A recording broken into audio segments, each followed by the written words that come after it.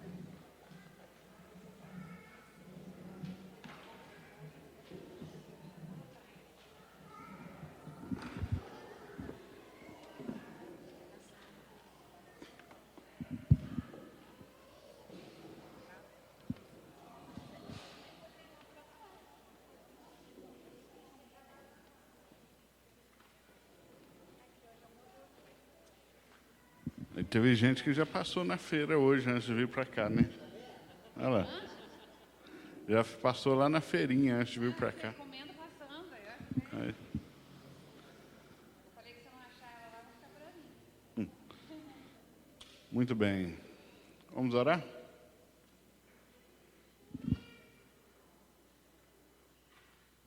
Espera só o pessoal. Está ali.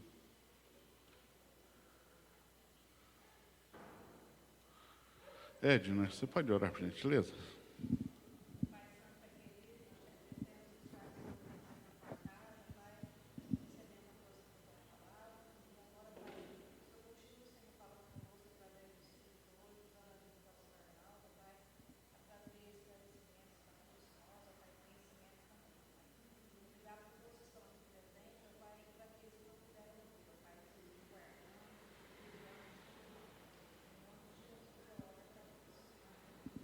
Amém. Muito bem, hoje a gente encerra essa revista Gente de Oração.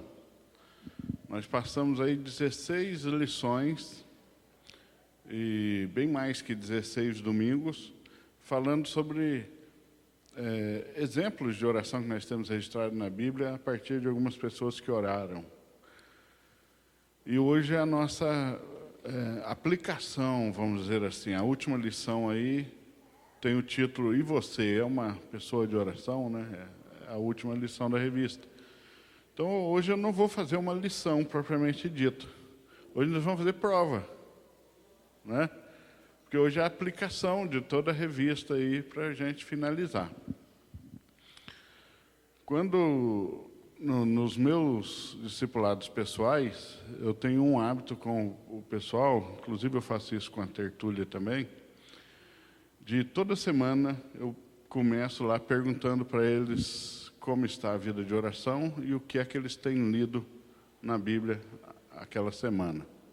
Certo? Então hoje eu vou fazer isso com vocês também. Certo?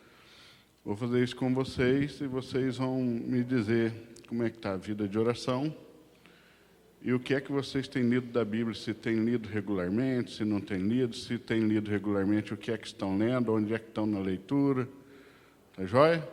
Então, nós vamos começar aqui com a Andréia. Bom, a gente está estudando, tem um grupinho que a gente está estudando o livro de Marcos, mas essa semana eu estava meditando em 2 Samuel 22. Pode ajudar? Ok. E a vida de oração? Ora pelas manhãs. Não ora por nós, não? Só pelas manhãs? Cida? Então, no livro de Marcos, no Evangelho de Marcos e no livro de 2 Crônicas. E a vida de oração todos os dias, nas manhãs. Ok. Marquinhos?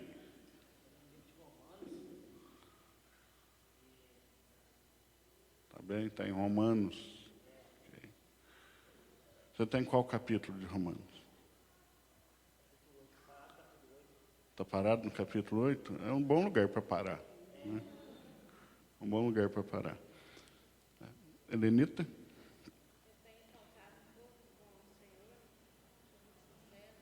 Às vezes eu tenho colocado o meu trabalho e outras situações em primeiro lugar, para poder achar, assim, que talvez estivesse agradando melhor ao Senhor em servir ao outro.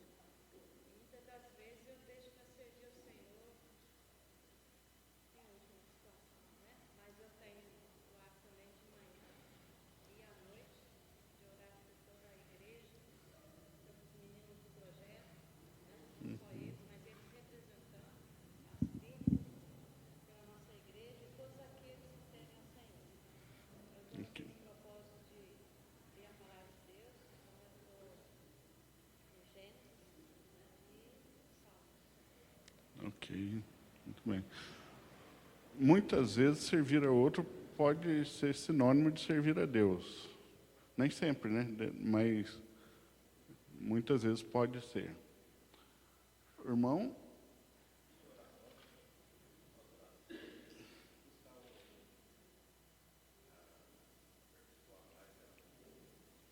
Ok. Não, nenhum dos dois, por enquanto? Ok. Deixa eu ver para onde eu vou aqui. João?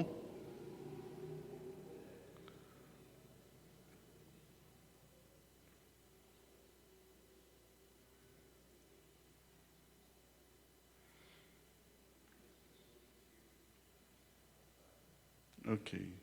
Tá, a Bíblia você lê com regularidade assim, todo dia, um pouquinho? Ok.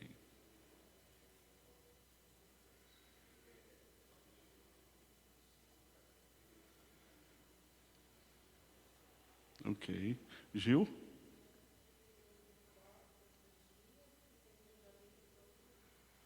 Você lê. Tá. Aí já.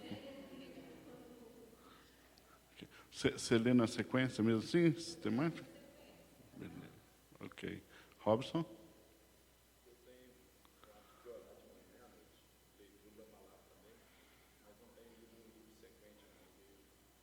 Salteado.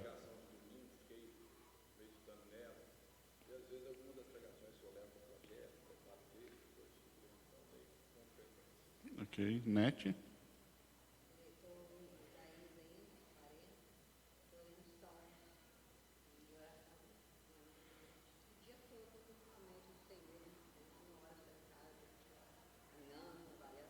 Ok. Lucimara?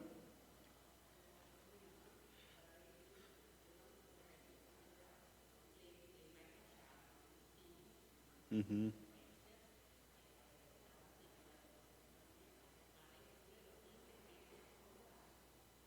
Ok. Edna?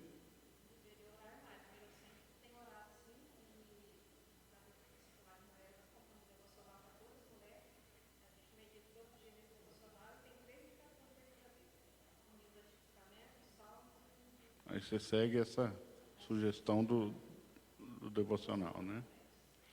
Irmão?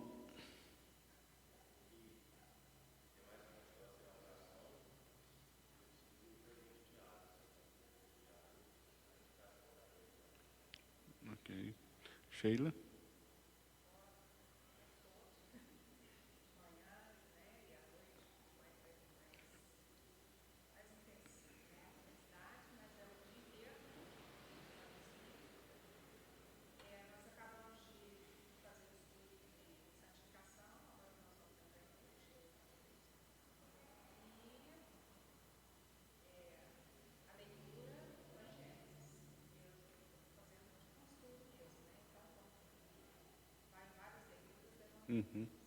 Tá. É um grupo também de estudo? Só vocês duas, né?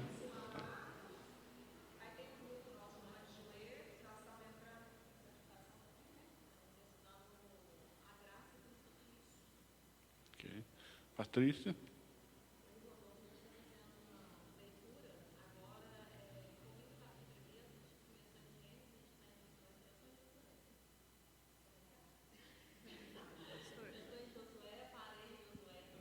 Pode falar. Deixa eu só falar uma coisa. Eu vou ter que sair agora, mas eu chamei os professores para a gente falar aquele assunto, aí a André vai ficar, tá? Tá. Um assunto sobre abertura. Logo depois aqui. Isso, vai ser aqui, 11 horas. Tá joia. Pode continuar, perdão.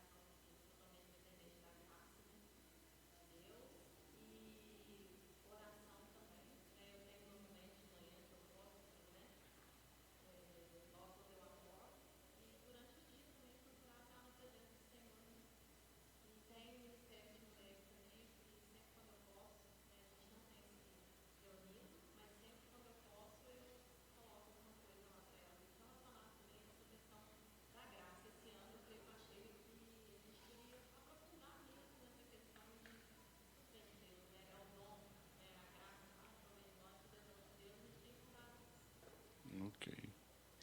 Ceará?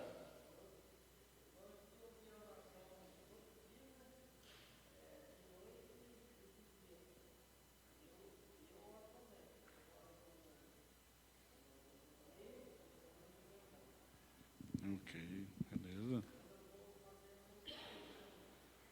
Bom. Lindão?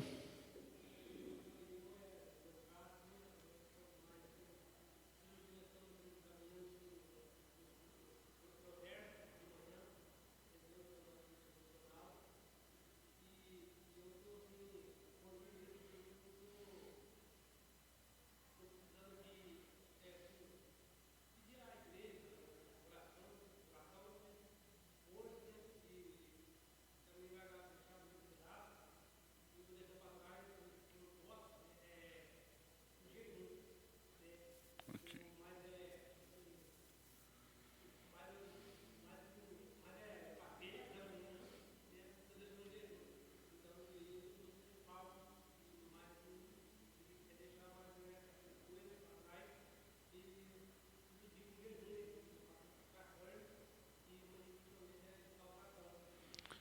Beleza.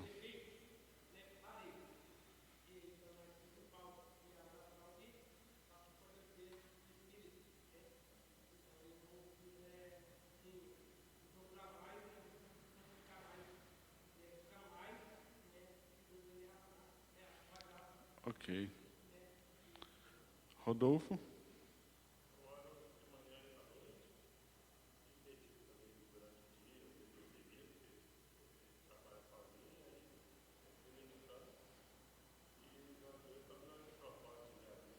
Ok.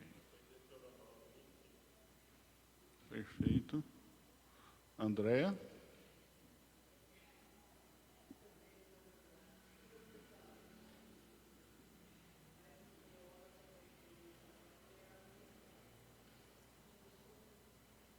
Ok. Tati?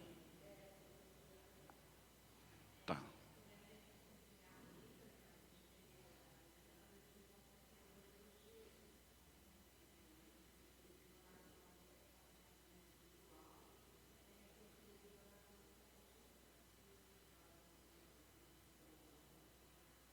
Uhum. Ok. Irmã Carmen?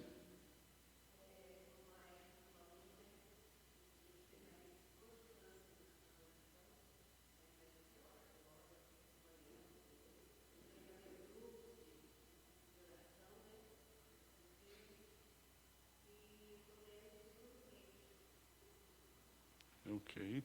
Irmão à frente dela?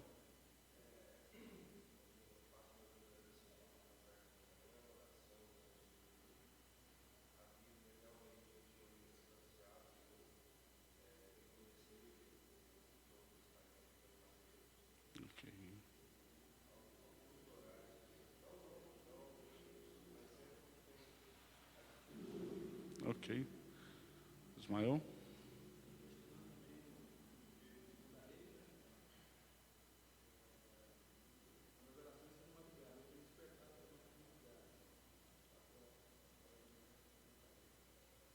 Ok.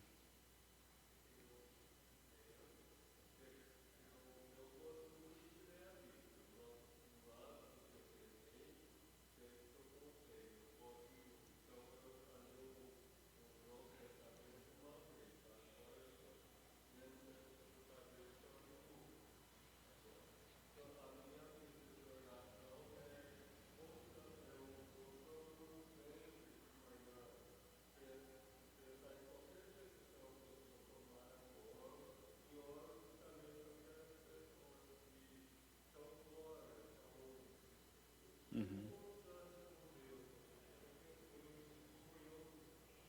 Ok. Edson?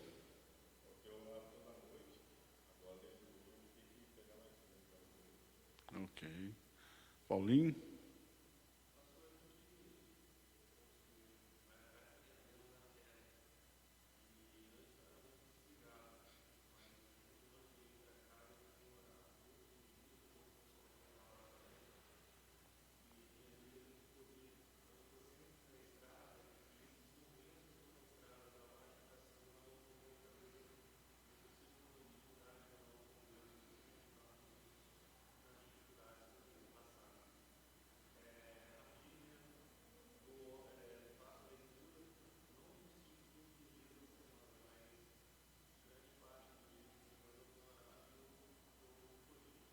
Corinthians? Dirceu?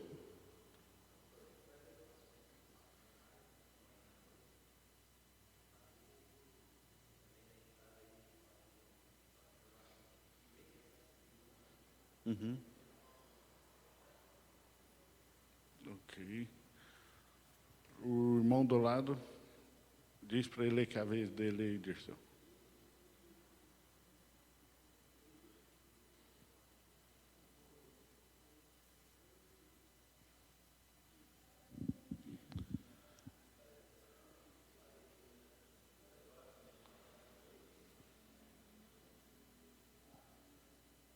É que ele fala baixinho mesmo. Verbinho?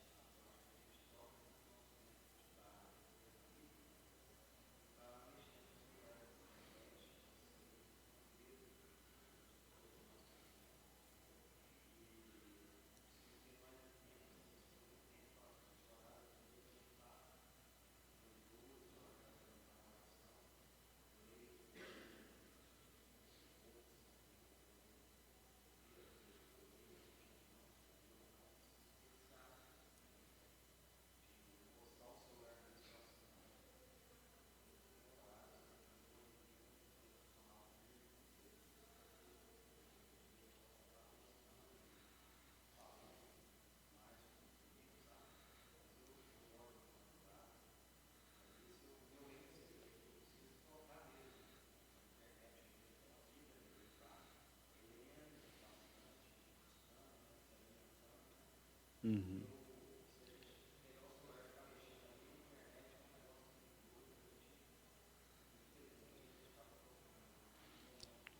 Ok. Márcia?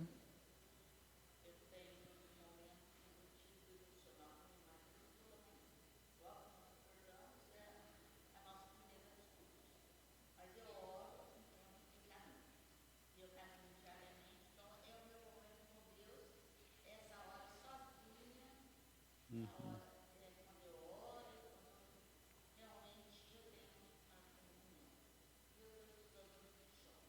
Ok. Tânia?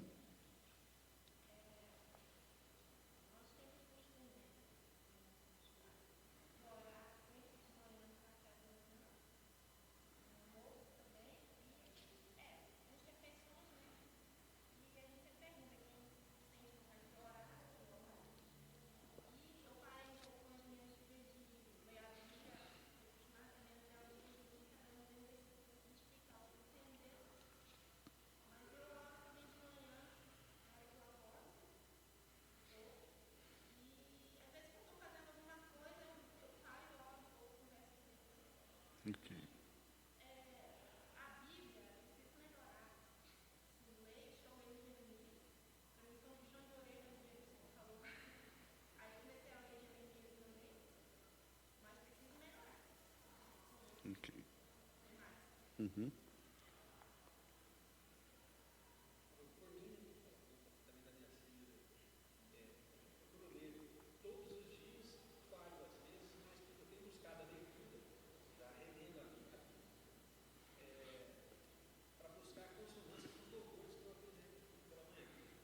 Ok.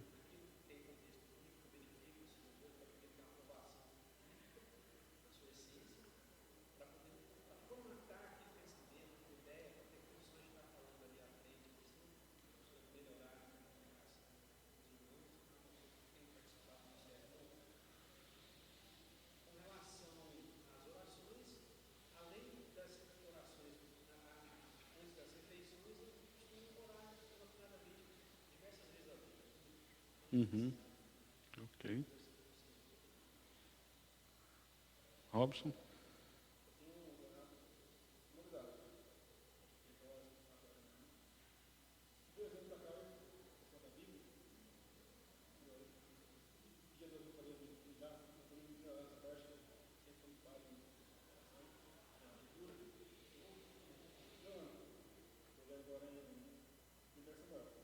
Ok. Capitão?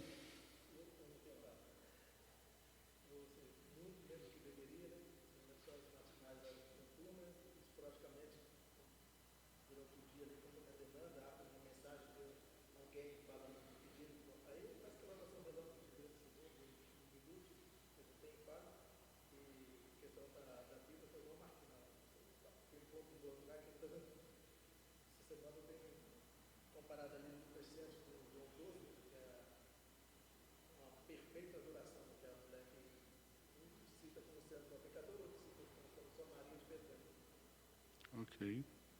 Irmão?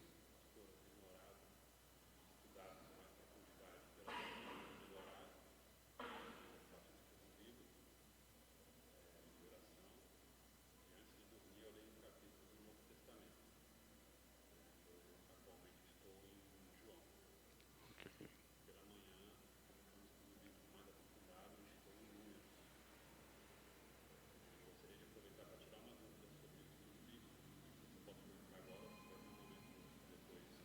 Deixa ela falar e a gente... Vocês fazem juntos esse estudo pela manhã ou não? Não? Eu comecei a tentar ler a Bíblia várias vezes. Aí eu começava a ler, só que eu tenho o hábito de querer entender tudo que está acontecendo. Aí a gente acabou, eu comprei uma nova Bíblia de estudo. E aí agora eu comecei pelo Novo Testamento.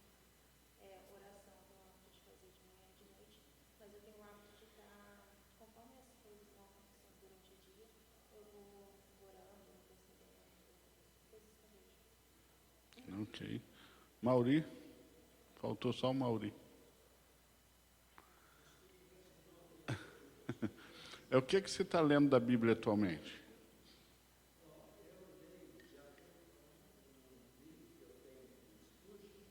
Ah, é o devocional. É o devocional do Spurgeon. Ok. Está com um excelente discipulador, né? Muito bem. Todos falaram. Então, a gente observa que a maior parte assume algum tipo de falha, né?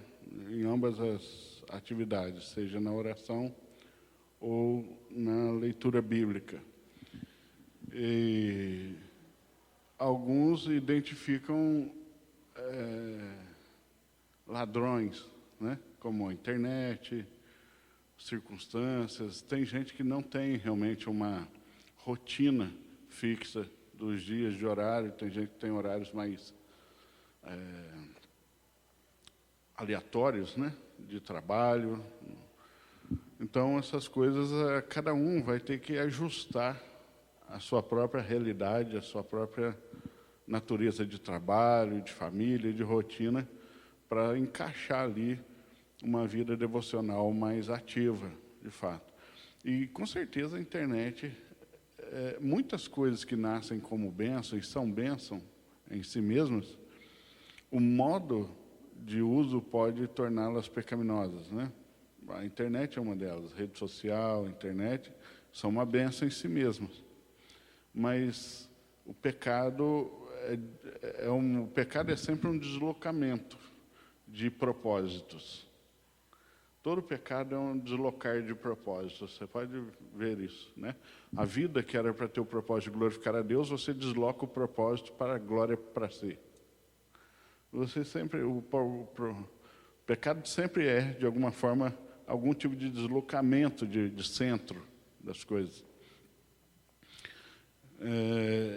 Então nós precisamos realmente verificar se não tem ladrões, identificar, né, os ladrões de tempo, de atenção, para a gente melhorar nessa parte aí.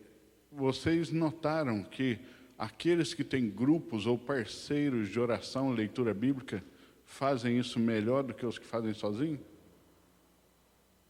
Repararam nisso aqui, nos testemunhos? Aqueles que têm algum grupo, alguma parceria assim, geralmente acabam fazendo isso mais ou melhor do que aqueles que fazem só. É bom a gente conseguir, na medida, né, daqueles que podem, parcerias de oração, de leitura da Bíblia também, que pode ajudar, pelo menos no começo, enquanto isso ainda não é um hábito. Todo hábito, para iniciar, ele precisa de uma força da disciplina até que a coisa se torne um hábito, né? Uma pessoa que nunca tenha lido a Bíblia, se começar a ler agora sem o hábito mesmo, ela faz um esforço mesmo para ler no começo. E esse esforço precisa da disciplina até que deixe de ser apenas uma disciplina para se tornar um hábito. Ele cria um hábito, né? E o gosto pela coisa passa a ser mais natural, já não precisa mais ser um esforço para fazer, porque virou um hábito. Tanto a oração quanto a leitura bíblica têm a mesma dificuldade. Nenhuma das duas supera a outra na questão de dificuldade. A mesma dificuldade que alguns têm para orar, outros têm para ler a Bíblia. Às vezes, a falta de entendimento, quando se começa a ler a Bíblia, pode ser geralmente é um grande fator desanimador. A pessoa está ansiosa e disposta a começar a ler a Bíblia. Ela começa, só que ela começa e não entende.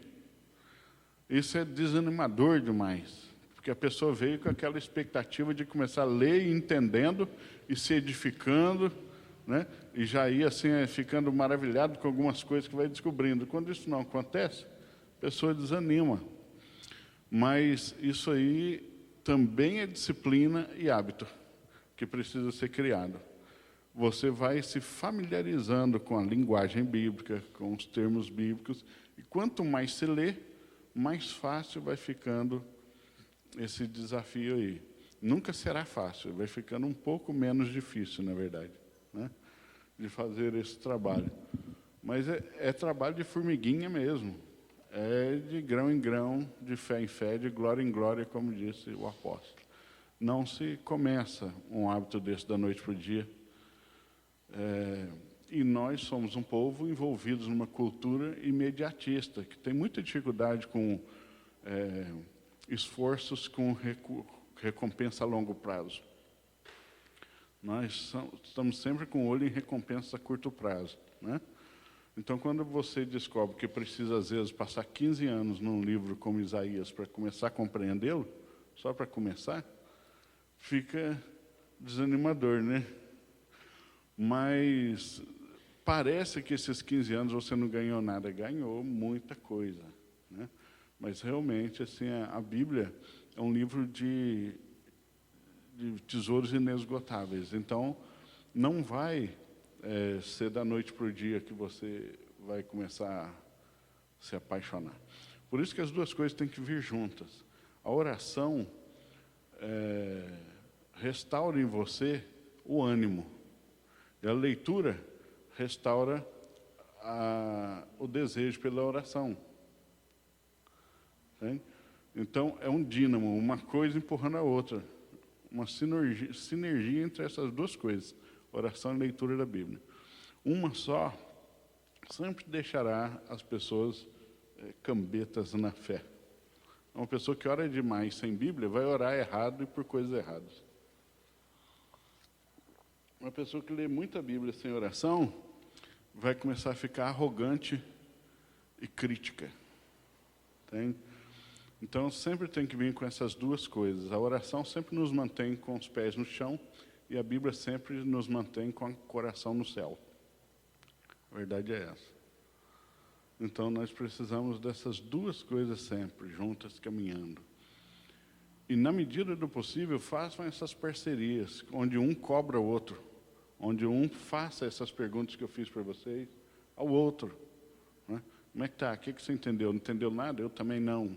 Então, vamos parar aqui. Vamos continuar aqui, até entender alguma coisa. Bíblia e oração é sempre igual à luta de Jacó no Val de Jaboque. Você tem que agarrar e lutar enquanto tiver força e dizer, não te solto enquanto não me abençoares. E permanecer ali, até que isso aconteça. Uma hora acontece pela misericórdia de Deus, mesmo que você saia dali mancando. Né? Mas uma hora acontece. Tá joia? Qual que era a sua dúvida?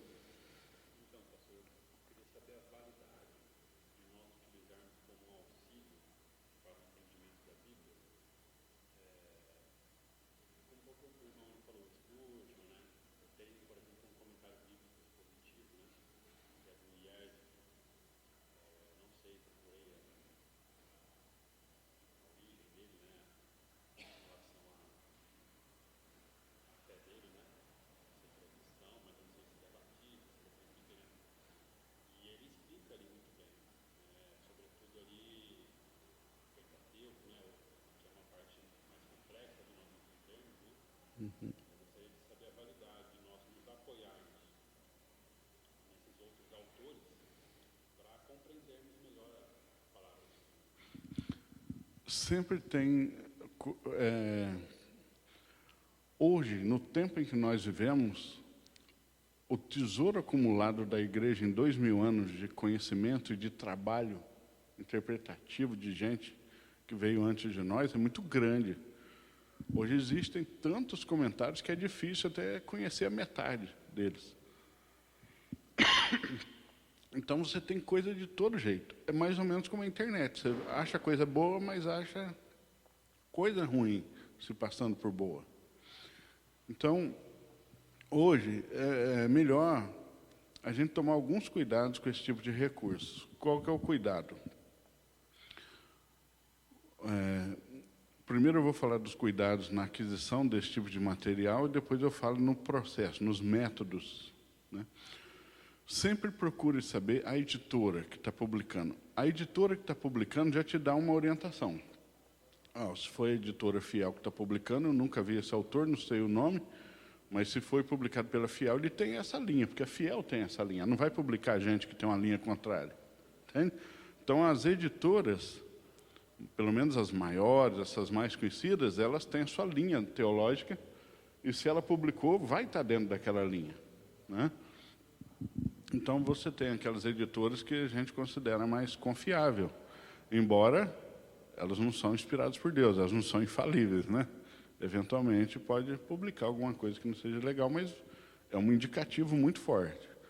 Então, as melhores editoras que nós temos hoje no Brasil são a Vida Nova, a Shed Publicações, a Editora Fiel. Nós temos boas editoras assim que publicam muita coisa mesmo. Oi? A SBB é a Sociedade Bíblica do Brasil, então ela não costuma publicar muito livro diferente de Bíblias. Ela publica muita Bíblia mesmo. Livros, assim, ela não tem o hábito de publicar. Eventualmente publica um ou outro relacionado à história da Bíblia, que é a área dela, né? É uma sociedade bíblica. Então, agora nós temos também os autores, que são aqueles que nós já sabemos que são confiáveis, né? O Spurgeon, aqueles grandes nomes aí que nós temos, é sempre um alívio quando alguém diz que está lendo um desses. O Billy Graham, quando ele fala de questões de evangelização, ele é muito bom. Ele não era um teólogo, né? Ele era um evangelista. Então, quando ele fala assim, você lê esboço de sermão dele apresentando Jesus, é sempre muito bom, mas os livros de teologia dele normalmente são bem mais rasos, assim, Não era a praia dele, ele era um evangelista, né? Ele não era assim um expositor da Bíblia mesmo assim. Então, o Billy Graham é aquele cara assim que é igual comer capinheiro. A carne pode ser boa, mas tem muito espinho. Entendeu? Tem que ter um pouco de cuidado para ler. Porque ele não era realmente assim um teólogo, não era o chamado dele. Tanto que ele escreveu pouca teologia mesmo. Ele escrevia mais devocionais. Então,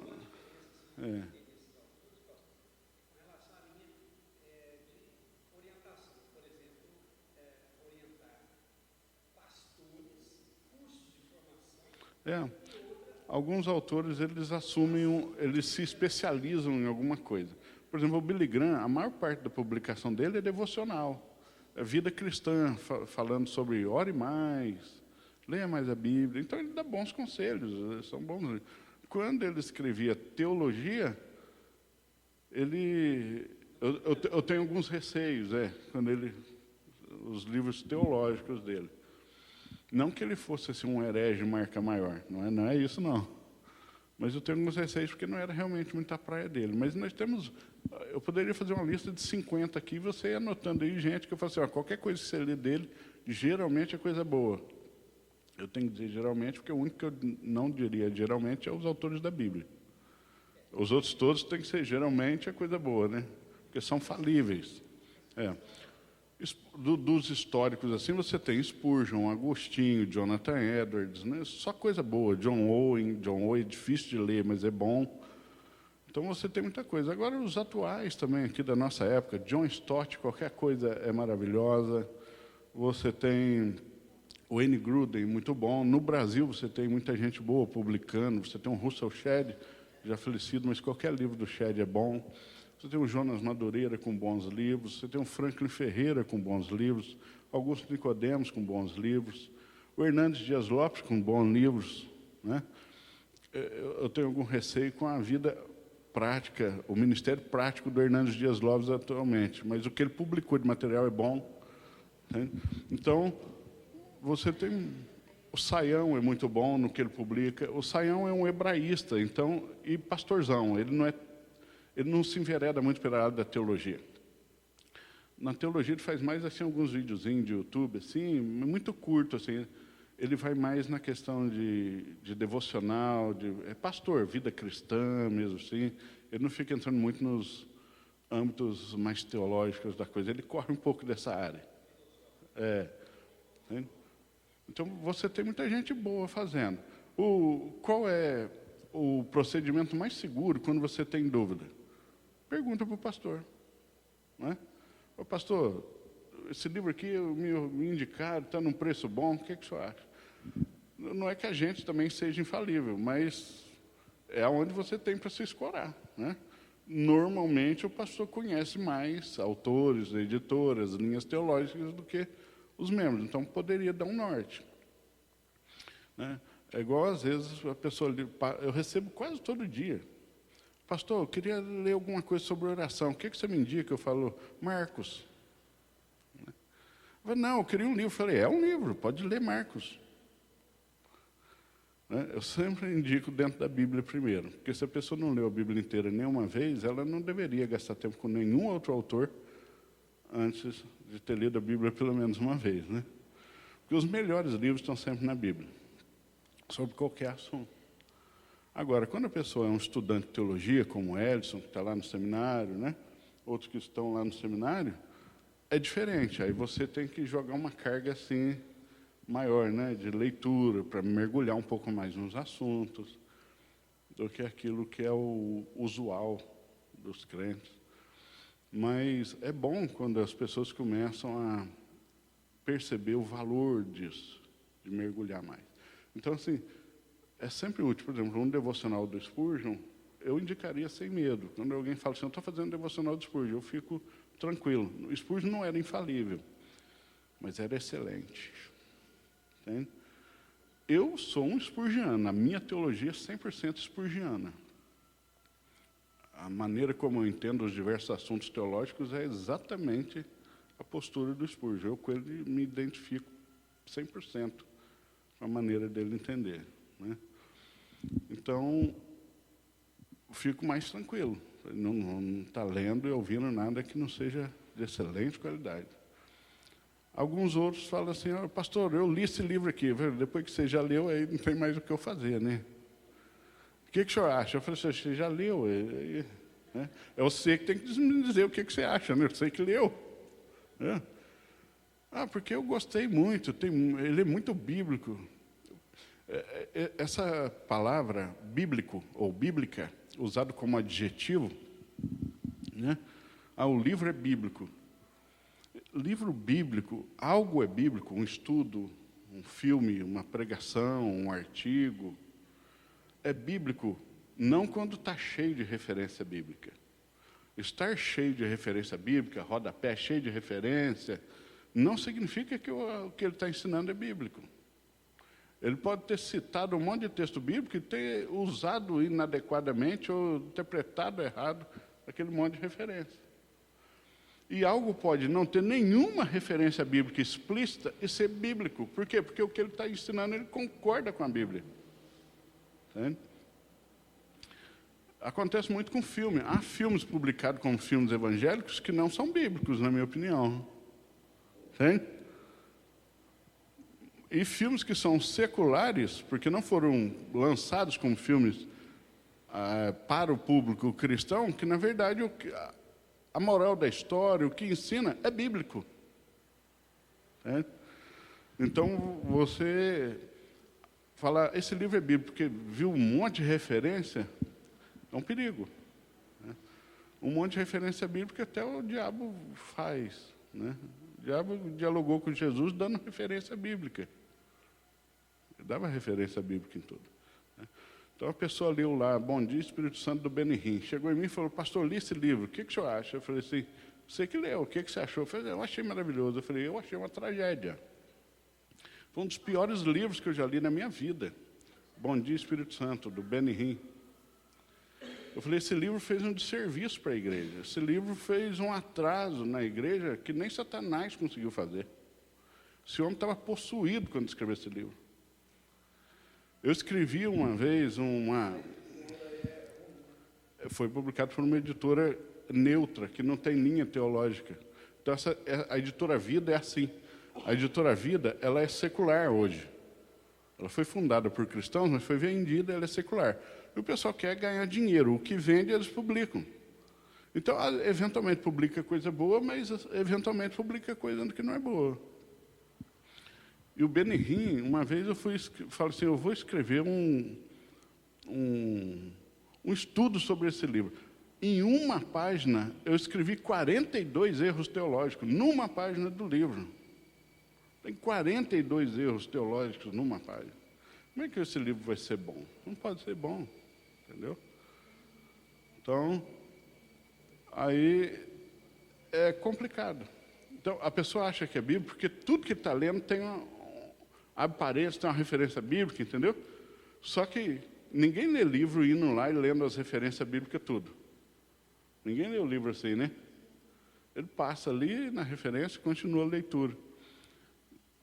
E as referências que ele cita não tem nada a ver com o que ele está falando. Não tem nada a ver. Então, nem sempre algo é bíblico só porque está repleto de referências à Bíblia, fazendo referências à Bíblia. Porque tem livros até criticando a Bíblia que faz isso citando referências bíblicas. A conclusão, o ensino de algo é que tem que determinar se ele é bíblico ou não. E não o método, se ele usou muita referência bíblica ou pouca. Né? Então, nós temos hoje um tesouro do que a igreja tem. Tem muita coisa boa, em termos de comentário, em termos de devocional, em termos de literatura. A igreja cristã, nesses 2000 anos, colecionou um tesouro inestimável. Então, é óbvio que a gente não pode deixar de fazer uso desse recurso, entendeu? Ele é maravilhoso. Mas, junto com ele, tem muita coisa ruim circulando. Eu diria até que é maior o número de coisa ruim do que de coisa boa. Porque coisa ruim sempre tem mais sucesso no mundo, né? Vende mais, é sempre assim.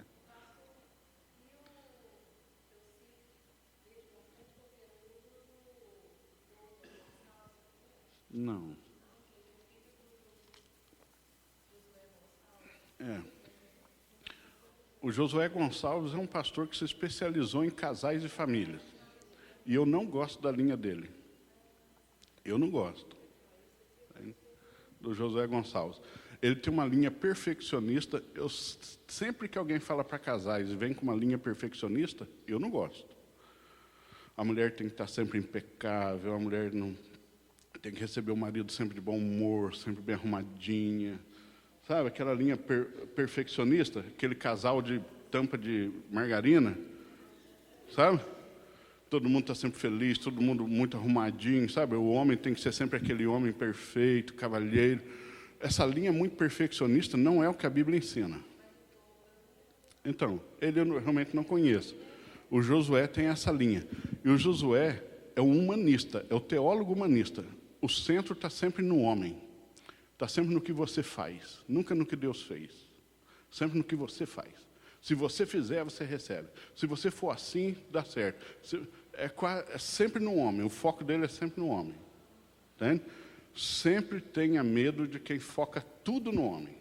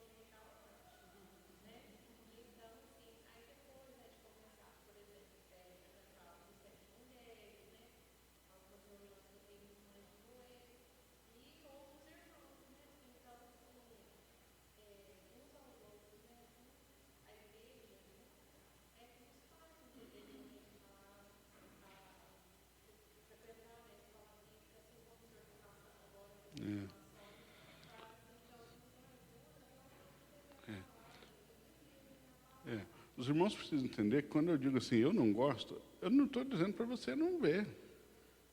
Fique tranquilo. O Zezé, por exemplo, gosta muito. O Zezé posta um vídeo do Josué Gonçalves todo dia no grupo dos homens lá. Eu não gosto da linha dele.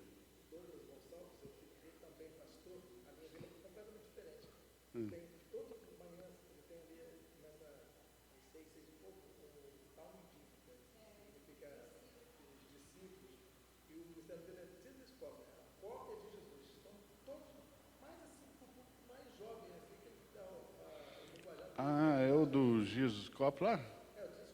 Ah, um barbudo? Sim.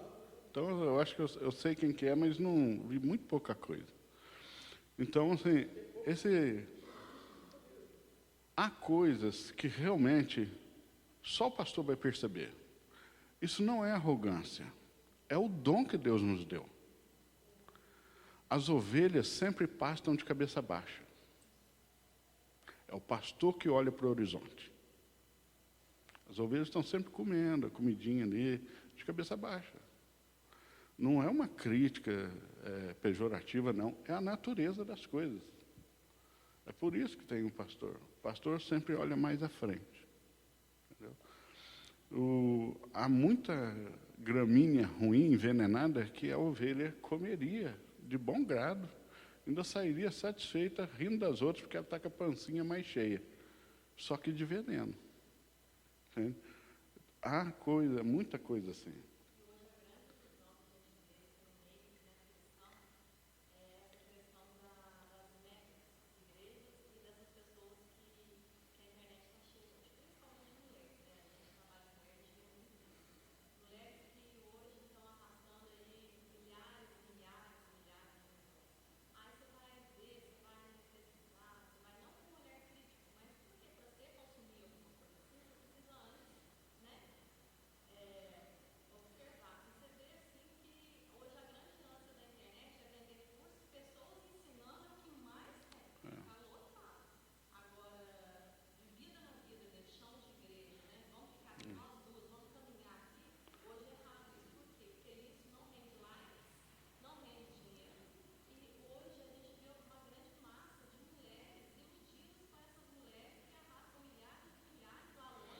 É.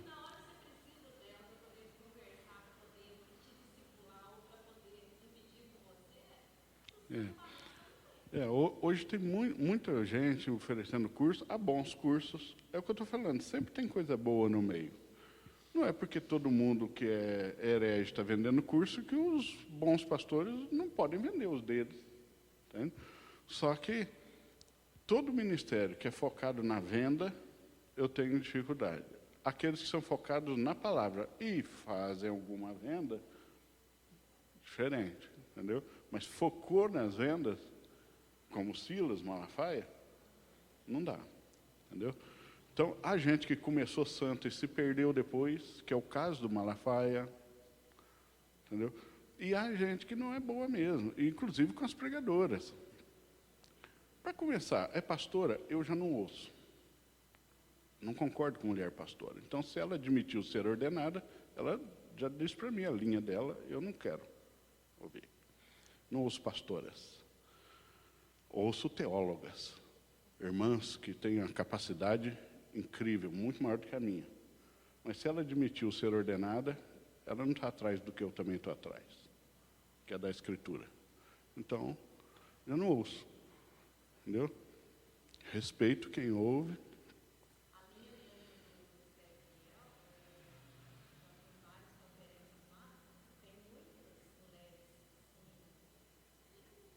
Tem. No Brasil, nós temos teólogas maravilhosas, mulheres muito capazes.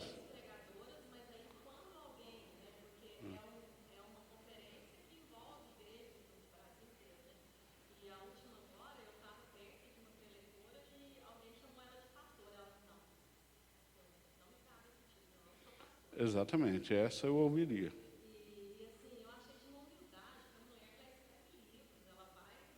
É.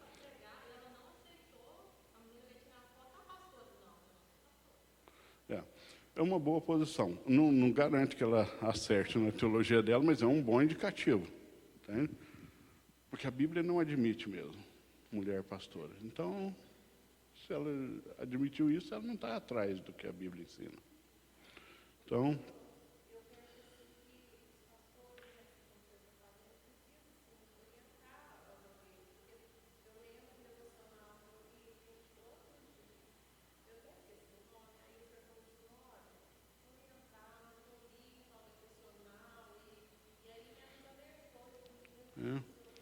teve esse garoto novo aí, que é uma sensação da internet aí, ele lançou um devocional, Café com Deus, né? Não, é um outro aí, gente. É uma coisa assim, como é que chama lá o autor?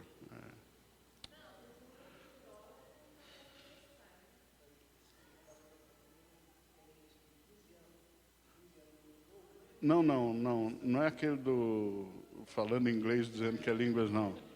Né? É um outro aí, David Leonardo, né? Aí eu vi um crente aqui da nossa igreja que comprou o devocional dele. Eu falei, não, isso aí não é nem um peixe com espinho. Porque você fala, não, é coisa boa, só que eventualmente você tem que tomar cuidado com algum espinho ou outro, mas a carne é boa, né? Porque tem gente assim, que escreve livros bons, mas erra num ponto, no outro, né? O dele não, o dele é um espinho sem carne, é só espinho, entendeu? É uma guilhotina, você está comprando uma guilhotina para a sua fé. Entendeu? Porque há autores que não prestam nada que eles falam. Por exemplo, José Gonçalves, eu não gosto da linha dele porque é humanista, mas não significa que ele erra em tudo. Já ouvi conselhos dele para casais, são bons conselhos e tal. Até relógio quebrado acerta 2 vezes por dia a hora, né? Mas há gente que não acerta nada mesmo. David Leonardo, essa turma assim do coach aí não aproveita nada mesmo. Assim. Aí é só cirúrgico, tem que remover mesmo, não tem jeito de você adaptar nada, salvar nada. Porque aí tanto que agora ele está na prática de financiamento, né? Ensinando a turma a ganhar dinheiro. Já está agora como coach ensinando a ganhar dinheiro mesmo, comprar casa nos Estados Unidos, é o que ele está falando. Então, Não tem, tem uns que não tem jeito mesmo. Agora, nós somos batistas, vocês não são educados a serem reféns do que o pastor fala. Você quer viver, ué. Né? O problema é seu. Eu que não vou ser o cúmplice de assinar embaixo e outorgar o que você está fazendo. Se você quer continuar lendo, ouvindo, você tem direito seu, pode continuar, sem nenhum problema. Mas eu não outorgo, eu não vou assinar embaixo, eu não vou chancelar um hábito que eu não concordo, né? Ou um autor, um pregador que eu não concordo. Né? Então, assim, mesma coisa. Quer ler a teologia de Billy Graham, fica à vontade, não tem problema. Né? Eu tenho a biografia dele, é uma chulapa assim, que eu ganhei de presente. Assim, a vida dele é realmente impressionante, muita coisa que ele fez é impressionante, mas ele era um evangelista, ele não era um teólogo mesmo. Então, assim, nós temos coisa boa demais para precisar correr o risco com esses que a gente não sabe. Entende? Tem muita coisa segura, boa demais para ler.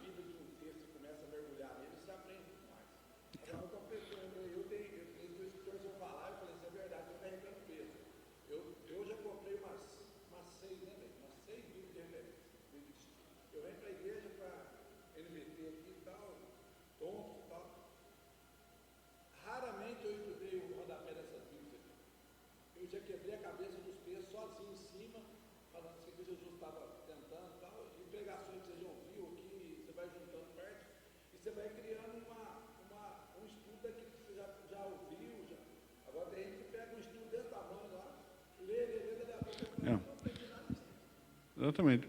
O melhor estudo da Bíblia é aquele que você fez, sozinho, mesmo correndo o risco de errar. Quando perguntam para mim qual a Bíblia de estudo que você indica, eu falo aquela que custa R$15. E não tem estudo nenhum. Compra uma Bíblia simples, de R$15, tem até umas de 30, assim, que tem um acabamento melhorzinho, compra uma dela, um caderninho aqui no R$1,99 e um lápis e uma borracha. É o melhor estudo, se você vai... A melhor Bíblia de estudo é aquela que você rabiscou ela inteira, você estudou ela sozinho. Depois que você fez o seu estudo, você compra um comentário bíblico bom e compara o seu resultado com o resultado de um homem muito mais inteligente e capaz. Você vai ficar com muita vergonha quando comparar. Mas é o seu estudo, é honesto. Entende? Do que simplesmente terceirizar a sua compreensão de Deus, né, para outro. Não podemos terceirizar isso. A reforma custou muito caro para nos dar o privilégio de ter acesso à Bíblia. Né? Então, faça esse uso desse acesso à Bíblia. Então, você vai ficar com vergonha, né? Quando você fala assim, nossa, faz um mês que eu estou estudando esse versículo, acho que eu fiz um bom trabalho. Aí você vai e lê um trecho assim de um comentário de um cara igual Spurgeon, você vai ficar com vergonha. Pode crer, você vai ficar com vergonha. Você vai, caramba, né? Eu achei que eu estava arrebentando. Mas é o seu trabalho, é isso que edifica você. Não é você apenas se encantar com a inteligência do Spurgeon, entendeu? É você realmente ruminar aquilo ali e aquilo nunca mais sair de você. É assim que deve ser.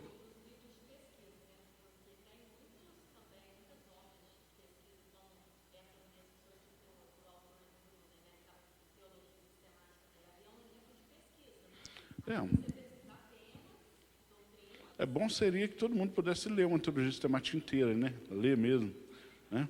1, 2, 3, se possível, mas normalmente são livros muito grandes, livros só para você pesquisar mesmo, Não é livro para você sentar e falar, eu vou ler esse livro, né?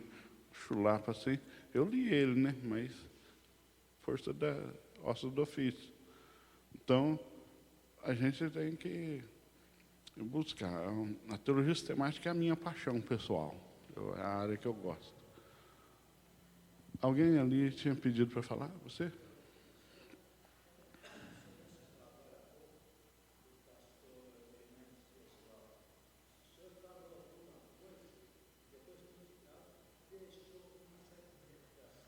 Sim. É. O Hernandes Dias Lopes ele é pastorzão, ele não é teólogo também. Ele tem teologia, mas ele é mais da área pastoral mesmo. As mensagens dele são mais pastorais, evangelísticas. Ele não é assim, diferente do Nicodemos, que é mais teólogo mesmo do que pastorzão. Você vê a ênfase nas mensagens, o jeito dele lidar com o texto é mais de um teólogo, e o do Hernandes é mais de um pastor. O Hernandes fala mais assim para a igreja mesmo, aquela linguagem mais assim, mirando a vida cristã. É mais pastor do que teólogo, né?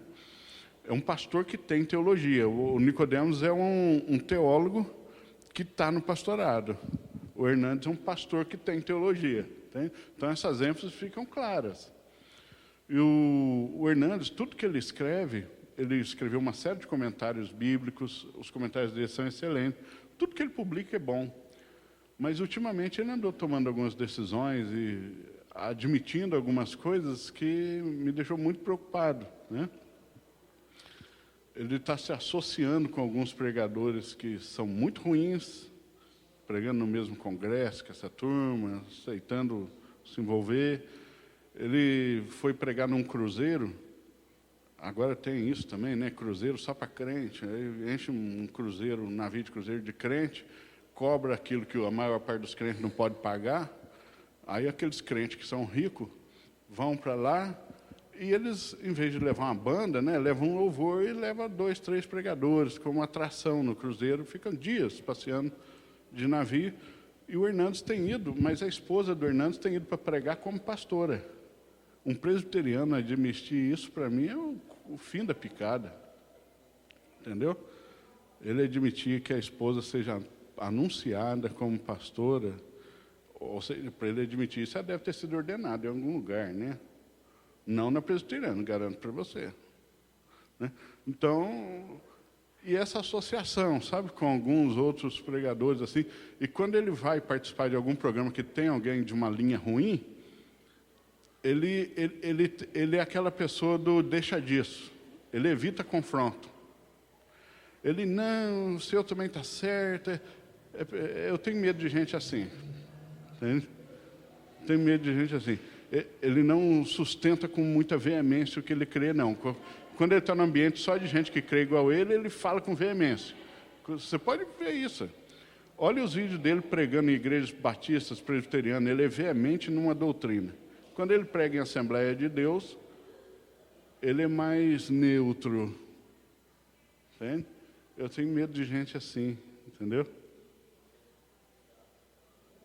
Ele é o político da boa vizinhança, ele tem medo, ele não gosta do desconforto ou do confronto.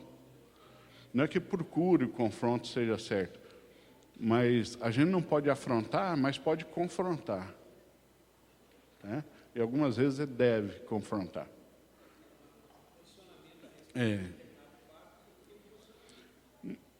Eu não posso falar muita coisa nisso, porque eu fui assim até uma parte do meu ministério. Eu entendia que qualquer igreja que me chamar para pregar, eu vou. Hoje eu não penso mais assim. Eu já preguei em muitas igrejas que creem completamente diferente de mim. Eu ia... Eu falei, não, eu prego sobre um assunto que é comum, né, a nós, e fica tudo certo. Hoje eu não penso mais assim. Hoje eu valorizo mais a questão de que a presença de um pastor implica em aprovação. Se um pastor está num congresso, se o pastor está numa igreja, num culto, isso implica que ele aprova aquele trabalho. Como eu não aprovo o trabalho, eu não aceito mais ir pregar lá. Eu poderia fazer uma pregação de um assunto mais neutro, né? E ficar de boa, mas hoje eu não faço mais isso, porque se eu for, as minhas ovelhas entenderão que eu aprovo aquele trabalho, e eu não aprovo. Tem?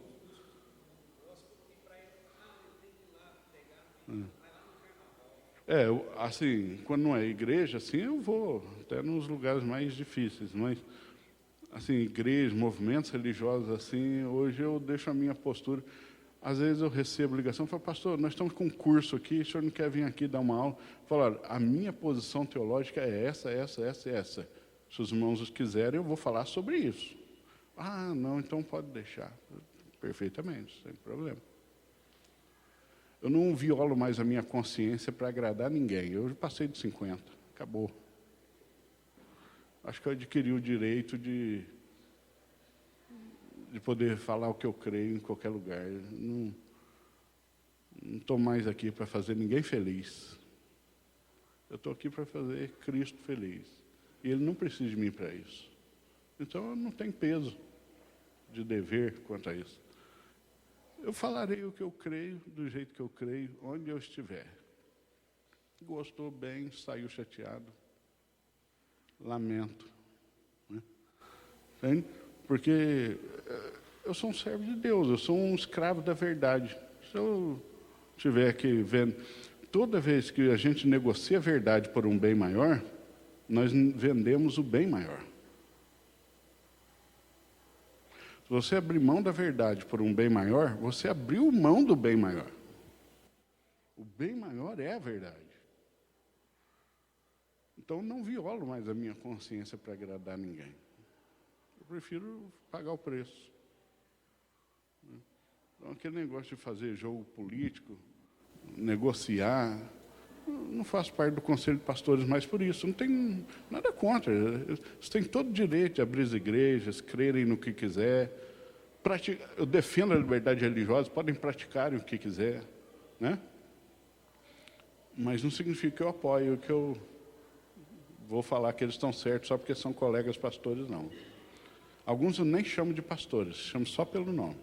Não reconheço a ordenação deles. É espúria, na minha opinião. Então, respeito a pessoa, mas não respeito o ministério dele. Não respeito.